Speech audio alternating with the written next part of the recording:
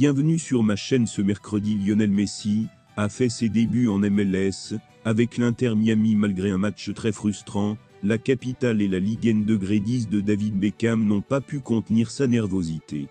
En fait, le haut Messi a pris le dessus à mi-match et a insulté son adversaire. Avant de continuer, prends le temps de souscrire et appuyer sur la touche de notification pour les futures vidéos. Après l'expiration de son contrat avec le PSG le 30 juin, Lionel Messi s'est envolé pour Miami pour combattre libre pour l'Inter cet été. En tant que remplaçant lors de ses débuts en MLS contre les Red Bulls de New York, Pulga a fait ses débuts dans le 11 de départ, ce mercredi contre Nashville. Cependant, le match ne s'est pas bien passé pour Lionel Messi, alors que l'Inter Miami butait face à Nashville, 0-0, le champion du monde argentin s'emporte. En effet, le haut Messi s'est mis en colère contre son adversaire. Selon RMC Sport, Lionel Messi aurait été irrité par le coup dur de Jacques Mahé après avoir fait un geste humoristique au joueur de Nashville. La Pulga l'a insulté. La concha de tu madre, la chatte de ta mère, a publié le haut Messi. Pour la même raison, et aussi étrange que cela puisse paraître, au vu de ce que Messi nous a montré depuis son arrivée dans l'équipe de Miami, il n'est pas devenu l'un des meilleurs joueurs du monde choisi le 29e jour. Gerardo Martino, qui n'a pas gagné, aura un gros problème à cause de la nomination à la FIFA, car il ne peut pas compter sur un meilleur chiffre, car il dirige l'Argentine, une situation que cela provoquera des problèmes pour la Garza, qui veut se faufiler en séries éliminatoires. Je me suis rendu compte que Messi faisait un effort total, mais la lumière pouvait encore s'améliorer pour assurer la victoire de son équipe, ou pour réfléchir sur la vue du terrain.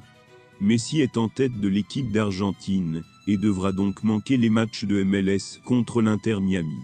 Lionel Messi en tête de la liste de réserve de l'Argentine pour la Coupe du Monde de la FIFA 2026 après avoir battu le Nashville SC au tiro, mais les engagements concernent l'Équateur et la Bolivie, et ne sont donc pas disponibles pour Tata Martino en MLS. Donc Missimania devra rater la MLS au moins en septembre s'il signe avec l'Albiceleste, pour commencer à défendre sa couronne. L'Argentine, l'équipe nationale, a 2 matchs programmés, le premier contre l'Équateur, le 7 septembre à l'Estadio Monumental, et le deuxième contre la Bolivie, le 12 septembre à l'Estadio Hernando Siles. Ainsi, lors de sa carrière, avec l'équipe de Coupe du Monde, il sera en route vers les playoffs avec l'Inter Miami. Comme beaucoup d'autres compatriotes, Martino doit déplacer ses pions pour marquer le plus de points possible. Et bien sûr, il manquera le match contre le Sporting KC, le 9 septembre et l'équipe nationale, donc en plus de ce match du 3 septembre, il aura peut-être des minutes contre le LAFC, mais il a gagné. Jouer contre Atlanta United, le 16 septembre ne sera pas difficile. Outre Lionel Messi, nommé par l'Albiceleste, Thiago Almada et Velasco sont également sur la liste, donc Scaloni commence à profiter de la Ligue américaine, qui est sur toutes les lèvres depuis l'arrivée de Leo, Sergio Busquets et Jordi Alba. Les joueurs les plus importants du XXIe siècle ont quitté le football européen, mais leur nombre reste trop important pour leurs nouveaux effectifs. À cela s'ajoute le nombre de lots individuels remportés. C'est brutal de rester aussi longtemps au sommet du sport le plus populaire au monde. Le meilleur exemple est celui des ballons d'or reçus jusqu'à présent.